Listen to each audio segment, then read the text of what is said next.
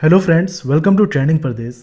दोस्तों, यदि आप जेपीएससी जेएसएससी के एस्पायरेंट हैं तो ये चैनल आपके लिए काफ़ी इम्पॉर्टेंट है, क्योंकि इस चैनल में इन एग्ज़ाम्स के लिए झारखंड का जो सेक्शन होता है, झारखंड के जीएस का जो सेक्शन होता है, उसके लिए हर तरह के स्टडी मटेरियल्स उपलब्ध कराए जाते हैं। लेक्चर्स के साथ साथ पीडीएफ फाइल भी उपलब्ध कराया जाता है और जिन टॉपिक्स पर लेक्चर उपलब्ध कराया जाता है उसके लिए क्विज़ भी ऑर्गेनाइज किया जाता है, ताकि आप इन टॉपिक्स को लंबे समय तक याद रख सकें। ओके, चलिए हम लोग इस वीडियो में बात करने वाले हैं सीईटी और एनआरए। इससे जेपीएससी और जेएसएससी पर क्या फ़र्क पड़ने वाला है, आप इसके बारे में यदि नहीं जानते हैं तो थोड़ा सा डिटेल में आपको यहाँ पर बताने वाला हूँ। और उसके बाद मैं आपको बताऊँगा क्या फ्यूचर में या फिर ज़्यादा नहीं, विद इन 2 ईयर्स या फिर 3 ईयर्स जेपीएससी और जेएसएससी के एग्ज़ाम्स को क्या एनआरए कंडक्ट कर सकता है। क्या इन एग्ज़ाम्स का जो स्क्रीनिंग होता है, प्रीलिम्स जिसे हम कहते हैं, उन एग्ज़ाम्स को अब सीईटी के माध्यम से कंडक्ट किया जाएगा। ये आप इस वीडियो के अंत तक समझ जाएंगे। यहाँ पर मैं किसी भी तरह का अनुमान नहीं लगाने वाला हूँ, जो भी फैक्ट्स हैं वो मैं आपको बताने वाला हूँ। जो भी एनआरए या फिर सीईटी के बारे में सेंट्रल गवर्नमेंट ने बताया है, उन फैक्ट्स को आपके सामने रखूँगा और उन फैक्ट से आप समझ जाएंगे कि जेपीएससी या फिर जेएसएससी के एग्ज़ाम्स, प्रीलिम्स एग्ज़ाम सीईटी के थ्रू कंडक्ट किया जाएगा या फिर नहीं। ओके, थोड़ा सा हम लोग सीईटी और एनआरए के बारे में जान लेते हैं। अभी 20 से ज़्यादा एजेंसी है जो कि सेंट्रल गवर्नमेंट में रिक्रूटमेंट के लिए एग्ज़ाम कंडक्ट करती है। और इन सभी एजेंसियों के लिए अभी क्या होता है, अभी क्या सिनारियो है कि सबके लिए अलग अलग फॉर्म भरने पड़ते हैं, सबके लिए अलग अलग फ़ीस देना होता है। उसके अकॉर्डिंग जहाँ सेंटर होता है, किसी का स्टेट के कैपिटल में सेंटर होता है, किसी का सिर्फ मेन डिस्ट्रिक्ट में ही सेंटर होता है, तो उसके अकॉर्डिंग सेंटर में जाकर एग्ज़ाम देना पड़ता है। तो होता क्या है कि जो रिक्रूटमेंट का प्रोसेस है, जो साइकिल है, वो काफ़ी लंबा हो जाता है। तो यही सब चीज़ों को ध्यान में रखते हुए क्या किया गया है कि अभी फ़िलहाल देखिए, लक्ष्य है सभी एजेंसियों को एनआरए में शामिल करने का, लेकिन अभी फ़िलहाल 3 एजेंसी, आरआरबी, एसएससी और आईबीपीएस, अभी फ़िलहाल 3 एजेंसी को इसमें शामिल किया गया है। मतलब कि अब स्टाफ सिलेक्शन कमीशन, आरआरबी और आईबीपीएस का जो प्रीलिम्स का एग्ज़ाम होता था, उसके लिए इन एग्ज़ाम्स को एनआरए, नेशनल रिक्रूटमेंट एजेंसी के थ्रू कंडक्ट किया जाएगा। और उस एग्ज़ाम का नाम क्या होगा? सीईटी, कॉमन एलिजिबिलिटी टेस्ट, सामान्य पात्रता परीक्षा। अब इसके लिए क्या करना है कि जिस तरह से एसएससी या फिर आरआरबी या फिर आईबीपीएस के लिए सेपरेटली अलग अलग फॉर्म भरना पड़ता था, वो नहीं करना होगा। एक ही फॉर्म भरना है सिर्फ एनआरए के लिए, और उसी से प्रीलिम्स का एग्ज़ाम इन सभी डिपार्टमेंट के लिए, इन सभी एजेंसीज के लिए प्रीलिम्स का एग्ज़ाम कंडक्ट कर लिया जाएगा। लेकिन इसके बाद ये जो है, ये सिर्फ टीयर 1 के लिए है। आप प्रीलिम्स कह लें, स्क्रीनिंग टेस्ट कह लें या फिर टीयर 1 कह लें, सिर्फ इसी एग्ज़ाम को एनआरए कंडक्ट करेगी, जिस एग्ज़ाम का नाम होगा सीईटी, कॉमन एलिजिबिलिटी टेस्ट। उसके बाद का जितना भी स्टेज है, टीयर 2 या फिर मेंस एग्जामिनेशन, ये सभी वापस इसी एजेंसी को दे दिया जाएगा। बाकी का जो रिस्पॉन्सिबिलिटी है, बाकी की जो जिम्मेदारियां हैं, वो वापस इन्हीं एजेंसी को सौंप दिया जाएगा। ओके, यहाँ पर आप ये जान लीजिए कि चूँकि अब इन एग्ज़ाम्स के लिए सिर्फ एक एग्ज़ाम होगा सीईटी, तो यहाँ पर एक घाटा ये हो सकता है कि सपोज आप एग्ज़ाम ना दे पाएँ, किसी कारण से आप एग्ज़ाम ना दे पाएँ, तो आपको घाटा हो सकता है, पूरा साल बर्बाद हो जाएगा। तो इसी को ध्यान में रखते हुए ये फैसला लिया गया है कि अभी फ़िलहाल साल में 2 बार इस एग्ज़ाम को कंडक्ट किया जाएगा। साल में 2 बार इस एग्ज़ाम को कंडक्ट किया जाएगा। और इसका जो भी प्रोसेस होगा, जैसे कि एडमिट कार्ड जनरेट करना, रोल नंबर प्रोड्यूस करना, एप्लीकेशन सबमिट करना, ये सारा काम ऑनलाइन होगा। ओके, और इसका मकसद क्या है कि ज़्यादा से ज़्यादा कैंडिडेट्स जो कि जिस भी जॉब के लिए रिक्रूटमेंट प्रोसेस किया जा रहा है, उसके लिए जो भी लोग योग्य नहीं हैं, क्वालिफाइड नहीं हैं, उसे सॉर्ट आउट करना, ये इसका मेन मकसद है। क्वेश्चंस जो होंगे वो सभी के सभी मल्टीपल चॉइस क्वेश्चंस होंगे, सब्जेक्टिव क्वेश्चन इसमें नहीं होगा। और मेन लक्ष्य है ज़्यादा से ज़्यादा जो क्वालिफाइड कैंडिडेट्स नहीं हैं उसे सॉर्ट आउट करना। ओके, अब यहाँ पर देखिए, ये जो एग्ज़ाम है सीईटी का, ये 3 लेवल में कंडक्ट किया जाएगा। एक होगा ग्रेजुएट लोगों के लिए, मतलब कि क्वालिफिकेशन ग्रेजुएशन होगा। दूसरा होगा हायर सेकेंडरी, मतलब कि क्वालिफिकेशन 12th पास होगा और मैट्रिक पास। तो ये 3 लेवल में इस एग्ज़ाम को कंडक्ट किया जाएगा। ओके, और जितने भी आरआरबी के नॉन टेक्निकल पोस्ट हैं, सिर्फ नॉन टेक्निकल पोस्ट की बात हो रही है, नॉन टेक्निकल पोस्ट के लिए ही इस एग्ज़ाम को कंडक्ट किया जाएगा सीईटी का। इसमें टेक्निकल एग्ज़ाम को अभी शामिल नहीं किया गया है, लेकिन बाद में ये शामिल हो भी सकता है। ओके, यहाँ पर आप इस चीज़ को ध्यान दीजिए, ग्रुप बी और ग्रुप सी, जैसे कि एसएससी सीजीएल का जो एग्ज़ाम होता है, इसमें ज़्यादातर पोस्ट ग्रुप बी के होते हैं, तो ये एग्ज़ाम सभी सीईटी के अंदर आ गया। दूसरा हो गया लोको पायलट, आपने सुना है, वो ग्रुप सी में आता है, तो ये एग्ज़ाम भी इसी के अंदर आ गया। तो सेंट्रल गवर्नमेंट के जितने भी पोस्ट्स हैं जो कि ग्रुप बी और ग्रुप सी के हैं, जो एजेंसियां हैं लगभग 20 से अधिक हैं, तो फिलहाल 3 एजेंसियों को भी शामिल किया गया है।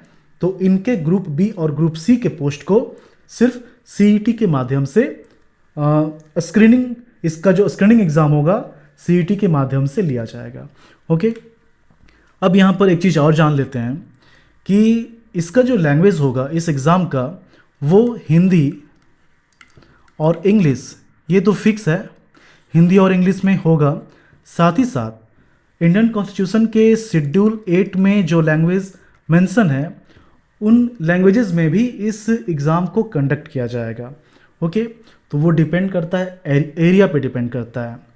और सीईटी स्कोर के आधार पर संबंधित भर्ती एजेंसी द्वारा विशेष टियर 2 टियर 3 परीक्षाओं के जरिए अभ्यर्थियों का फाइनल चयन किया जाएगा। मतलब कि स्क्रीनिंग टेस्ट या फिर प्रीलिम्स या फिर टियर 1 कह लें आप, वो एग्ज़ाम सिर्फ सीईटी के माध्यम से होगा। बाकी जो भी प्रोसेस है वो वापस उन्हीं एजेंसियों को कंडक्ट करने के लिए दे दिया जाएगा। अब यहाँ पर देखिए, चूँकि ये साल में 2 बार कंडक्ट किया जाएगा, ओके, 2 बार कंडक्ट किया जाएगा, और जो भी आपका स्कोर होगा, सपोज आपने पहले साल आपने 1 साल में एग्ज़ाम दिया, दोनों बार एग्ज़ाम दिया आपने, लेकिन आपका स्कोर अच्छा नहीं है, आप अगले साल फिर से एग्ज़ाम देते हैं, उस बार आपका स्कोर अच्छा आ गया, तो वो जो सेकंड वाला स्कोर है, जो अच्छा स्कोर है, उसका इस्तेमाल आप कर सकते हैं। मतलब कि ये जो सीईटी का एग्ज़ाम होगा, इसका जो प्रीलिम्स का स्कोर होगा वो 3 साल के लिए वैलिड होगा, 3 साल के लिए ये वैलिड होगा। और इन 3 सालों में आपका जो बेस्ट स्कोर है, उस स्कोर को यहाँ पर ऑप्शन के तौर पर रखा जा सकता है। ओके, यहाँ पर अटेम्प्ट में किसी भी तरह का लिमिट नहीं है, बशर्ते कि आप एज लिमिट क्रॉस ना करें। अगर आपका एज लिमिट के अकॉर्डिंग क्वालिफाइड हैं, तो आप जितना चाहे उतनी बार इस एग्ज़ाम को दे सकते हैं। ओके, अब यहाँ पर क्या है कि कुछ बेनिफिट्स हैं। देखिए, घाटा आप इस सेंस से सोच सकते हैं कि ज़्यादा एग्ज़ाम्स जब देने पड़ते हैं तो ज़्यादा चांसेस होते हैं, लेकिन फ़ायदा भी है। फ़ायदा क्या क्या है कि एक तो यहाँ पर सभी एग्ज़ाम्स के लिए जो कि आपको अलग अलग करना पड़ता था, तो अब कॉमन रजिस्ट्रेशन हो गया है इन एग्ज़ाम्स के लिए, एक ही बार फ़ी देना पड़ रहा है। ओके, क्वेश्चन बैंक, देखिए यहाँ पर इसका जो डिफ़िकल्टी लेवल है, अब क्या है कि देखिए अभी फ़िलहाल क्या होता है, हम लोग क्या जानते हैं कि एसएससी सीजीएल की अगर बात की जाए तो इसका जीएस पोर्शन स्ट्रॉन्ग होता है, इंग्लिश थोड़ा वीक होता है। वहीं अगर हम आईबीपीएस की बात करें तो इसका इंग्लिश सेक्शन और एप्टीट्यूड ये काफ़ी स्ट्रॉन्ग होता है, इसका जीएस सेक्शन कमज़ोर होता है। तो अब ये जो आप वेरिएशन देख रहे हैं, अब ये नहीं मिलेगा आपको देखने के लिए, एक स्टैंडर्ड लेवल सेट किया जाएगा। ओके, और चूँकि ये एक ही एग्ज़ाम के थ्रू कंडक्ट किया जा रहा है, तो ये सिक्योर है एग्जामिनेशन प्रोसेस का। स्कोर भी काफ़ी जल्द ही ये उपलब्ध हो जाएगा। और सबसे इम्पॉर्टेंट कि जो रिक्रूटमेंट साइकिल है उसका जो टाइम है वो काफ़ी हद तक कम हो जाएगा। ओके, काफ़ी हद तक ये कम हो जाएगा। यहाँ पर आप देख सकते हैं कि ये एक फर्स्ट लेवल है कैंडिडेट्स को शॉर्टलिस्ट करने के लिए। ओके, और यहाँ पर best score to be taken, 3 साल तक स्कोर वैलिड है। जो भी बेस्ट स्कोर होगा उसे यहाँ पर रखा जाएगा, उसे चुना जाएगा। ओके, चलिए अब हम लोग बात करते हैं मुद्दे की जिसके लिए इस वीडियो को बनाया गया था। देखिए यहाँ पर एक सेंटेंस आप देखिए, इस पर आप ध्यान दीजिए। सीईटी के अंक केंद्र सरकार, राज्य सरकार, केंद्र शासित प्रदेश, पीएसयू, निजी क्षेत्र की कंपनियां से साझा किए जाएंगे। मैं आपको एक छोटा सा एग्जांपल देता हूं। अगर आप इंजीनियरिंग बैकग्राउंड से हैं तो आप आसानी से इस चीज़ को समझ जाएंगे। आपने गेट का नाम सुना होगा। स्टार्टिंग में ये सिर्फ बीटेक से एमटेक के लिए इस्तेमाल होता था। मतलब कि अगर आपको मास्टर डिग्री करना है इंजीनियरिंग में तो आपको ये एग्ज़ाम देना पड़ेगा। उसके अकॉर्डिंग जो भी आपका स्कोर है आईआईटीज़ या फिर एनआईटीज़ में आप मास्टर डिग्री कर सकते हैं। फिर बाद में क्या हुआ, जो भी पीएसयूज़ थे जैसे कि एनटीपीसी या फिर पीजीसीआईएल, तो इसका क्या होता था, अपना अलग एग्ज़ाम हुआ करता था। लेकिन जैसा नॉर्मली होता है हर एग्ज़ाम में किसी ना किसी तरह का फोर्जरी देखा जाता है और इन एग्ज़ाम्स में भी ऐसा ही होता था। तो फाइनली क्या हुआ कि अब ये अपना एग्ज़ाम कंडक्ट नहीं करती है। ये क्या करती है, देखिए इसका 2 स्टेज है। पहला होता था रिटन, उसके बाद इंटरव्यू।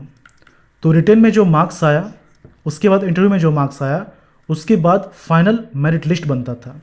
तो अब ये रिटन एग्ज़ाम कंडक्ट नहीं करता है। रिटन एग्ज़ाम के लिए ये गेट के स्कोर को इस्तेमाल करता है। ये था सेंट्रल गवर्नमेंट के लिए जो कंपनियां हैं।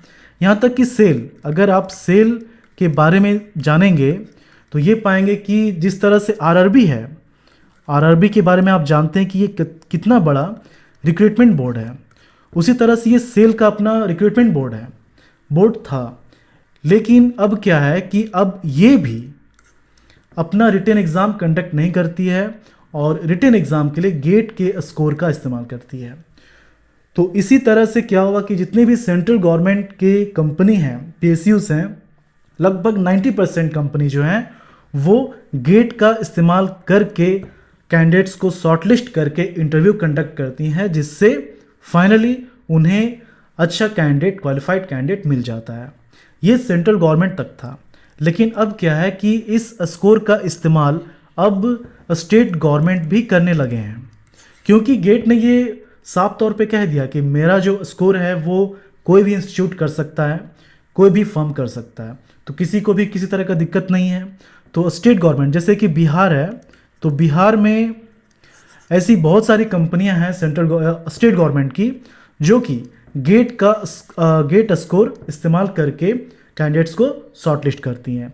तो इसी तरह से ये दिन दूर नहीं है, आप इतना मान के चलिए कि ये जो सीईटी है ये 2021 में स्टार्ट हो जाएगा और 2 या 3 साल के अंदर जेपीएससी या फिर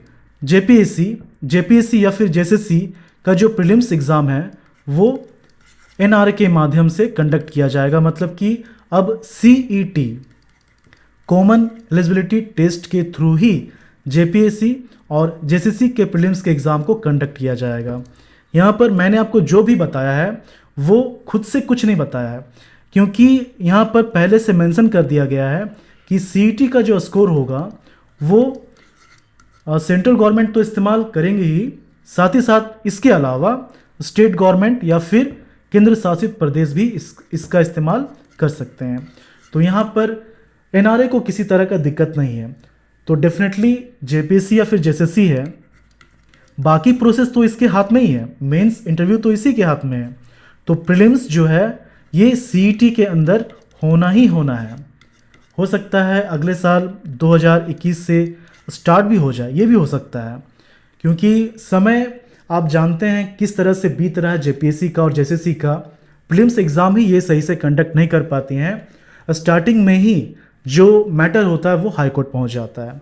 तो इसी चीज़ को दूर करने के लिए, किसी तरह का फोर्जरी ना हो पाए, इसी चीज़ को दूर करने के लिए इसका जो प्रीलिम्स एग्ज़ाम है वो सीईटी के थ्रू, मतलब एनआरए के थ्रू कंडक्ट किया जाएगा। और जो एग्ज़ाम कंडक्ट किया जाएगा उसका नाम क्या होगा? सीईटी।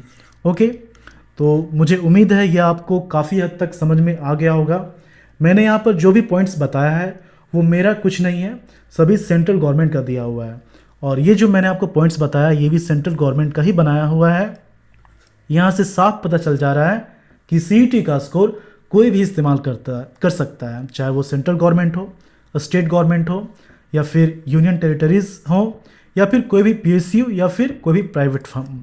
किसी तरह का कोई दिक्कत इन्हें नहीं है। तो जब सीईटी को नहीं है तो डेफिनेटली स्टेट गवर्नमेंट इसका इस्तेमाल करेगा ही करेगा। ओके, चलिए, मुझे उम्मीद है ये वीडियो आपको अच्छा लगा होगा। मिलते हैं झारखंड के अगले वीडियो में। धन्यवाद।